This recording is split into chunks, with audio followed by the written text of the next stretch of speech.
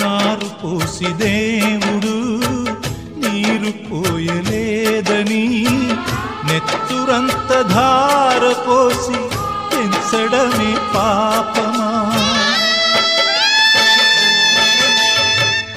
ఏరు దాటి వెంటనే పడవ కాచువారిలా అయిన వాళ్ళు మారిపోతే అంతకన్న శాపమా? నిన్నే తమ దైవమని కొలిచిన వారేనా యముడై వేధించకని నిన్ను వెలివేసేనా? అనుబంధమింత నేరమా?